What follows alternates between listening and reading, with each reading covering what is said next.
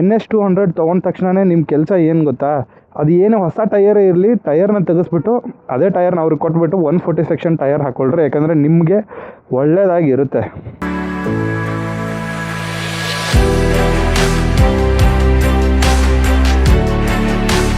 Hello ನಮಸ್ತೆ ಎಲ್ರಿಗೂ. ಚಾನಲಲ್ಲಿ ಮೂರನೇ ಗಾಡಿ ಬಂದುಬಿಟ್ಟು NS200. ತುಂಬ ಜನ ಕೇಳಿದ್ರು ಕೂಡ NS200 ವಿಡಿಯೋ ಮಾಡಿ ಅಂತ. ಸೊ ಈ ಗಾಡಿದು ಏನು advantage disadvantage user experience fully ತಿಳಿಸ್ಕೊಡ್ತೀನಿ ವಿಡಿಯೋದಲ್ಲಿ. ಎಂಡ್ವರೆಗೂ ವೇಟ್ ಮಾಡಿ. NS200 ಯಾವ ಥರ ಬೈಕ್ ಅಂದರೆ ಅದು ಒಂಥರ ಇಂಡಿಯಾದಲ್ಲಿ ಟ್ರೆಂಡ್ ಸೆಟ್ ಮಾಡಿದೆ ಸ್ಪೀಡಿಗೆ, 200cc ಸೆಗ್ಮೆಂಟು. ಬಟ್ ಇದು ಕೂಡ ಕಾಂಪಿಟೇಟರೇ.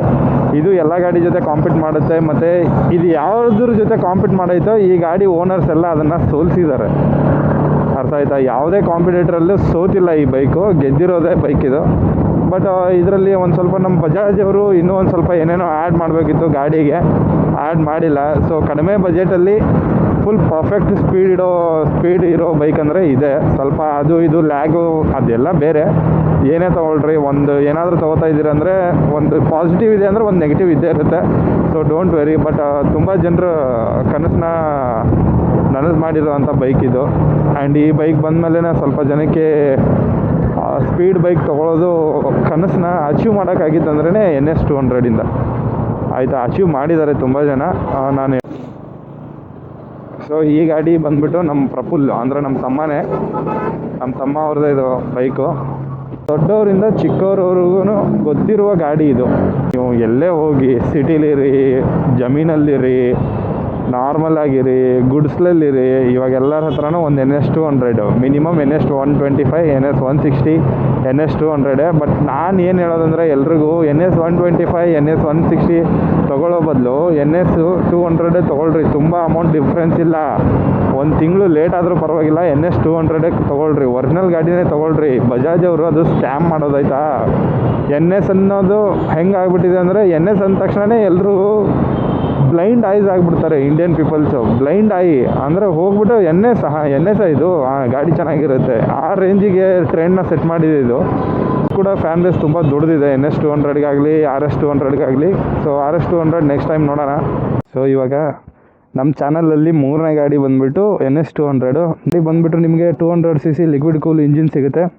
ಸೊ ಈ ಬೈಕಿದು ಏನಂದರೆ, ಬೈಕು ಸರ್ವಿಸ್ಗೆ ಹೋಗೋಕ್ಕಿಂತ ಮುಂಚೆ ಸಾಕಾದಾಗ ವರ್ಕ್ ಆಗುತ್ತೆ. ಫಸ್ಟ್ ಸರ್ವಿಸ್ ಹೋಗಿ ಬಂದಮೇಲೆ ಪ್ರಾಬ್ಲಮ್ಸು ಶಿಫ್ಟ್ ಆಗೋದು ಈ ಬೈಕಲ್ಲಿ. ನಿಮಗಂತೂ ಗೊತ್ತೇ ಇದೆ, ಇದ್ರ ಟೈರ್ ಸೆಕ್ಷನ್ ತುಂಬ ಚಿಕ್ಕದು ಕೊಡ್ತಾರೆ. ಫ್ರಂಟ್ ಬಂದುಬಿಟ್ಟು 100 ಸೆಕ್ಷನ್ ಇರುತ್ತೆ ನಿಮಗೆ. ಬ್ಯಾಕ್ ಬಂದುಬಿಟ್ಟು ನಿಮಗೆ 130 ಸೆಕ್ಷನ್ ಕೊಡೋದು. 130 section is not good for 200cc bikes. ಆಮೇಲೆ ಈ ಬೈಕಿದು ಗೊತ್ತಲ್ಲ, 130 ಸೆಕ್ಷನ್ನು ಟೈರ್ ತುಂಬ ಚಿಕ್ಕದಾಗುತ್ತೆ. ಯಾಕಂದರೆ 200cc ಬೈಕ್ ಇದು. ಸೊ ಲೀನ್ ಮಾಡುವಾಗ ತುಂಬ ಪ್ರಾಬ್ಲಮ್ ಆಗುತ್ತೆ. ಲೀನ್ ಮಾಡುವಾಗ ಅಷ್ಟೊಂದು ಕಂಫರ್ಟೇಬಲ್ ಕೊಡಲ್ಲ ಈ ಬೈಕು. ಯಾರೋ ಹೇಳ್ಬೋದು NS200 ತೊಗೊಂಡು ದಿನ ಓಡಿಸೋರೆಲ್ಲ. ಬಟ್ ಇದೊಂದು ಪ್ರಾಬ್ಲಮ್ ಇದೆ. ಆ್ಯಕ್ಚುಲಿ ಇದರಲ್ಲಿ ಸರಿಯಾಗಿ ವೇಟ್ ಮ್ಯಾನೇಜ್ಮೆಂಟ್ನ ಮಾಡಿಲ್ಲ. ವೇಟ್ ಆ ಕಡೆ ಡ್ರಾಪ್ ಆಗೋದು, ಇಲ್ಲ ಈ ಕಡೆ ಡ್ರಾಪ್ ಆಗೋದು. ಫಿಸಿಕ್ಸ್ ಕೂಡ ಅಷ್ಟೇ. ಸೊ BS7 ಹೆಂಗಿದೆ ಅಂತ ನಾನು ನೋಡಿಲ್ಲ, ಯಾಕಂದರೆ BS6 ಓಡಿಸಿರೋದು, BS4 ಓಡಿಸಿದ್ದೀನಿ. ಸೊ ನನಗೆ ಈ ಥರದ ಕನ್ಸೋಲ್ ಅಂತೂ ತುಂಬ ಇಷ್ಟ ಆಗುತ್ತೆ. ಯಾಕಂದರೆ ಕನ್ಸೋಲು ಈ ಥರ ಸೆಟಪ್ ಯಾರೂ ಕೊಟ್ಟಿಲ್ಲ. ಆ್ಯಕ್ಚುಲಿ ತುಂಬ ಹ್ಯಾಪಿನೆಸ್ ಯಾವಾಗುತ್ತೆ ಗೊತ್ತಾ, NS ಅಂದ್ರೇ ಕನ್ಸೋಲ್ ಆನ್ ಮಾಡಿದ ತಕ್ಷಣ ಹಿಂಗೆ ಬರೋದಿದೆ ಅಲ್ಲ, ಇದಂತೂ ಅಲ್ಟಿಮೇಟ್ ಲೆವೆಲ್ಲು. ಹೊಸದರಲ್ಲಿ LED ಕೊಟ್ಟಿದ್ದಾರೆ. ಬಟ್ LEDಕ್ಕಿಂತ ಈ ಕನ್ಸೋಲೇ ತುಂಬ ಚೆನ್ನಾಗಿದೆ. ಇದಕ್ಕೇನು ಮಾಡಬೇಕಿತ್ತು, ಒಂದು ಗೇರ್ದೊಂದು ಇಲ್ಲೇ ಎಲ್ಲಾದರೂ ಆಪ್ಷನ್ ಮಾಡಿಬಿಟ್ಟು ಕೊಡಬೇಕಿತ್ತು. ಇದ್ರ ಸೆಟಪ್ ಅಂತೂ ಸಿಂಪಲ್ ಆಗಿದೆ. ಸೊ ಸಿಂಪಲ್ ಆಗಿದ್ರೂ ಚೆನ್ನಾಗಿದೆ ಬಟನ್ಸ್ ಎಲ್ಲ. ಸೊ ವರ್ತ್ ಅಂದರೆ ಗಾಡಿಗೆ ಈ ದುಡ್ಡಲ್ಲಿ ಏನೇನು ಇರಬೇಕು ಎಲ್ಲನೂ ಐತೆ. ಸ್ಪೀಡ್ ಐತೆ, ನಿಮಗೆ 6 ಸ್ಪೀಡ್ ಗೇರ್ ಬಾಕ್ಸ್ ಸಿಗುತ್ತೆ ನಿಮಗೆ ಇದರಲ್ಲಿ. 2 lakh ಹತ್ತಿರ ಪ್ರೈಸ್ ಇದ್ರದ್ದು. ಫ್ರಂಟ್ ಬ್ರೇಕ್ ಬಂದುಬಿಟ್ಟು ನಿಮಗೆ ವೈಬ್ರೇ ಇದೆ. ಆಮೇಲೆ ಬ್ಯಾಕ್ ಬ್ರೇಕ್ ಬಂದ್ರೂ ವೈಬ್ರೇನೇ ಸಿಗುತ್ತೆ. ಸೊ ಕಡಿಮೆ ದುಡ್ಡಲ್ಲಿ ನಿಮಗೆ ಒಳ್ಳೆ ಸೆಟಪ್ನ ಕೊಡ್ತಾ ಇದ್ದಾರೆ ಬಜಾಜ್ ಅವರು. ಇದ್ರದ್ದು ಎಕ್ಸಾಸ್ಟ್ ನೋಟ್ಸ್ ಅಂತೂ ಸಖತ್ತಾಗಿದೆ ಗುರು. ಆಮೇಲೆ ಡಬಲ್ ಸ್ಟ್ಯಾಂಡ್ ಜೊತೆಗೆ ಬರೋದಿದೆ ಗಾಡಿ. ನಮಗೆ ಈಸಿ ಟು ಚೈನ್ ಲೂಪ್ ಎಲ್ಲ ಮಾಡೋಕ್ಕೆಲ್ಲ ಈಸಿ ಆಗುತ್ತೆ. ಸೊ ಈ ಗಾಡಿ ನಿಮಗೆ ಅಡ್ವಾಂಟೇಜ್ ಹೇಳೋದಂದರೆ ಗೊತ್ತಲ್ಲ, ಕಡಿಮೆ ರೇಟಲ್ಲಿ ಏನೇನು ಮಾಡಬೇಕು ಎಲ್ಲನೂ ಈ ಬೈಕಲ್ಲಿದೆ ಆಯಿತಾ. ಸೊ ಇದರಲ್ಲಿ ಜಾಸ್ತಿ ಎಲೆಕ್ಟ್ರಾನಿಕ್ಸ್ ಇಲ್ಲ, ರಾ ಮೆಟೀರಿಯಲ್ ಇದು ಆಯಿತಾ, ರಾ ಸ್ಪೀಡೇ. ಸೊ ನಿಮಗೆ ಎಲೆಕ್ಟ್ರಾನಿಕ್ಸದು ಏನಾದರೂ ಸಪೋರ್ಟ್ ಸಿಗುತ್ತೆ, ಏನಿಲ್ಲ, ರಾ ಮೆಟೀರಿಯಲ್ಲೇ. ನೀವು ಬೇಕಿದ್ರೆ ಚೇಂಜ್ ಮಾಡ್ಕೋಬೋದು. ಡೈರೆಕ್ಟ್ ಎಕ್ಸಿಲರೇಟ್ ಹಿಡಿದ್ರೆ ನಿಮಗೆ ಗೊತ್ತಾಗುತ್ತೆ ಏನು ದಮ್ ಇದೆ ಅಂತಂದು ಗಾಡೀಲಿ. ಅದು ಮೇಂಟೆನೆನ್ಸ್ ಬಂದುಬಿಟ್ಟು ತುಂಬ ಕಡಿಮೆ ಇರುತ್ತೆ. ಸೊ ಕಡಿಮೆ ಇರೋದಕ್ಕೇ ಪದೇ ಕಿರಿಕಿರಿ ಮಾಡುತ್ತೆ ಈ ಬೈಕು. NS200 ಟ್ರೆಂಡ್ ಆಗಿರೋ ಕಾರಣ ಏನಂದರೆ ಡ್ಯೂಕ್ 200 ಬಂತು. ಡ್ಯೂಕ್ 200 ಇಂಜಿನ್ ಸ್ಟ್ರಕ್ಚರ್ ಏನಿದೆ ಅದೇ ಇಂಜಿನ್ ಸ್ಟ್ರಕ್ಚರೇ ಇವ್ರ ಜೊತೆ ಟೈಅಪ್ ಆದಾಗ ಕೊಟ್ಟಿರೋದು. ಸೊ ಅದಂತೂ ಚೇಂಜ್ ಆಗೋಲ್ಲ. ಇಂಜಿನ್ನು ಮಾಡಿರೋರು ಬಜಾಜ್ದವರು, ಬಟ್ ಇಂಜಿನ್ ಸ್ಟ್ರಕ್ಚರ್ ಆಗಲಿ ಸ್ಪೀಡ್ ಆಗಲಿ ಯಾವ ಥರ ಇರಬೇಕು ಅನ್ನೋದು ಡ್ಯೂಕ್ ಅವರೇ ಕೊಟ್ಟಿರೋದು. ಸೊ ಅದೇ ಸೇಮ್ ಇಂಜಿನು. ನೀವು ಈ ಪೆನೆಲ್ಲ ತೆಗೆದುಬಿಟ್ಟು ಡ್ಯೂಕ್ 200ಗೆ ಹಾಕಿದ್ರೆ ಸೆಟ್ ಆಗಿಬಿಡೋದೆ, ಯಾಕಂದರೆ ಸೇಮು. ಸೊ ಡ್ಯೂಕ್ 200ಅಲ್ಲಿ ಅದನ್ನು ಚೆಕ್ ಮಾಡಿದಾಗ ಬಜಾಜ್ ಅಂತ ಬರೆದವ್ರೆ. ಸೊ ಇಂಡಿಯಾದಲ್ಲಿ ಮ್ಯಾನುಫ್ಯಾಕ್ಚರ್ ಆಗ್ತಾಯಿದೆ ಅಂದರೆ ಅದು ಬಜಾಜ್ದೇ ಇರುತ್ತೆ, ಟೈಅಪ್ ಆಗಿರೋದು. ಆ ಥರ ಎಲ್ಲ ಬ್ಯಾಕ್ ಇದನ್ನೆಲ್ಲ ಹೋಗೋಕ್ಕೆ ಹೋಗ್ಬಿಡ್ರಿ. ಸೊ ಈ ಗಾಡಿ ತುಂಬ ದಿನ ನಿಂತ್ಕೊಂಡ್ರೆ ಇದ್ರದ್ದು ಬ್ಯಾಟ್ರಿ ಇಶ್ಯೂ ಬರುತ್ತೆ ಗುರು. ಅದೇನೋ ಗೊತ್ತಿಲ್ಲ, ಬ್ಯಾಟ್ರಿ ಡ್ರೈನ್ ಆಗುತ್ತೋ ಏನೋ ಗೊತ್ತಿಲ್ಲ. ಒಂದು 4 ಸಲ ಟೆಸ್ಟ್ ಮಾಡಿರಬೇಕು. ಆಮೇಲೆ ಫುಲ್ಲಿ ಮೇನ್ ಡಿಸಡ್ವಾಂಟೇಜ್ ಏನಂದರೆ ಈ ಗಾಡಿದು ಹ್ಯಾಂಡಲ್ ಬಾರ್ ನಿಮಗೆ ಪದೇ ಪದೇ ಲೂಸ್ ಆಗ್ತಾ ಇರುತ್ತೆ, ಪದೇ ಪದೇ ಸೌಂಡ್ ಬರ್ತಾ ಇರುತ್ತೆ. ಸೊ ಅದಕ್ಕೇ ನೀವು ತುಂಬ ಸರ್ತಿ ಸರ್ವಿಸ್ ಸೆಂಟ್ರಿಗೆ ಹೋಗಬೇಕಾಗುತ್ತೆ. ಇಲ್ಲಿ ಒಳಗಡೆದೊಂದು ಬೇರಿಂಗ್ ಇರುತ್ತಲ್ಲ, ಅದು ತುಂಬ ಪ್ರಾಬ್ಲಮ್ ಬರುತ್ತೆ ನಿಮಗಾದ್ರೂ ಗೊತ್ತಿರುತ್ತೆ.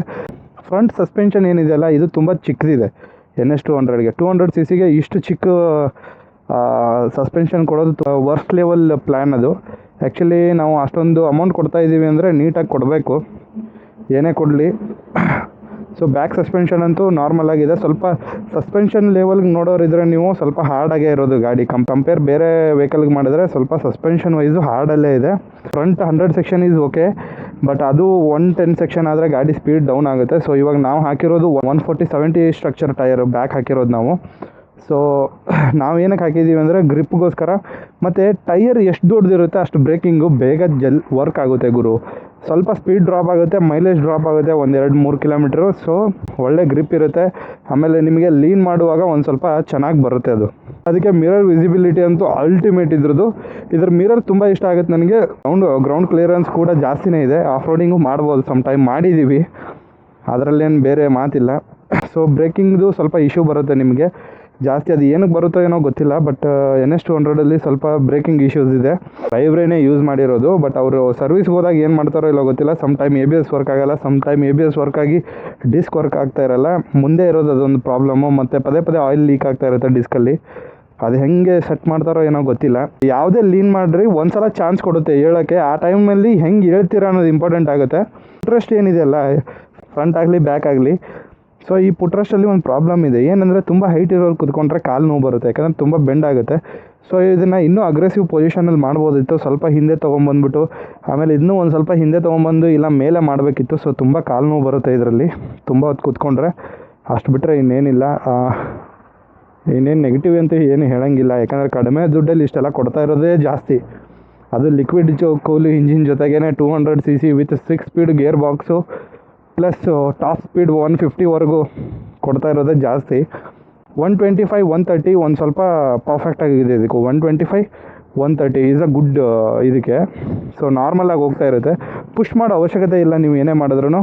ಆಮೇಲೆ ಫ್ಯೂಲ್ ಸೆನ್ಸರ್ ಅಂತೂ ಗೊತ್ತಲ್ಲ NS 200ದು, ಅದು ಯಾವತ್ತೂ ಸಾಲ್ವ್ ಆಗೋಲ್ಲ ಅದ್ರ ಪ್ರಾಬ್ಲಮ್ಮು.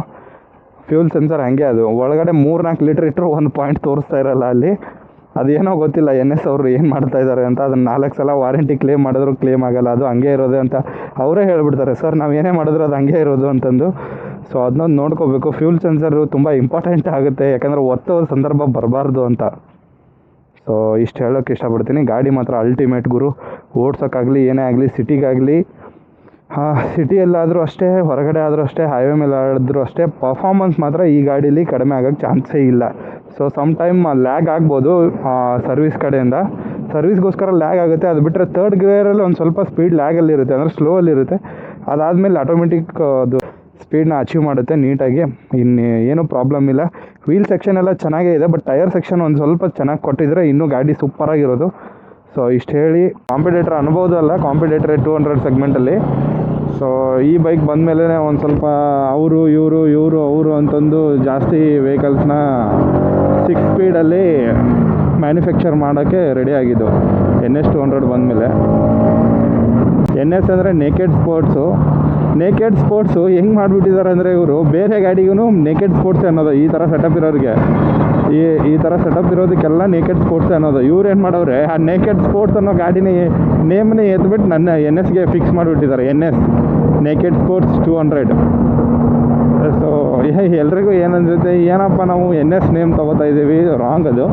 ನೇಕೆಡ್ ಬೈಕಿಗೆ ಯಾವ್ದ್ಯಾವುದಕ್ಕೆ ನೇಕೆಡ್ ಬೈಕ್ ಸ್ಪೋರ್ಟ್ಸಲ್ಲಿದ್ದಾವಲ್ಲ ಅವಕ್ಕೆಲ್ಲ ನೇಕೆಡ್ ಸ್ಪೋರ್ಟ್ಸ್ ಅನ್ನೋದು.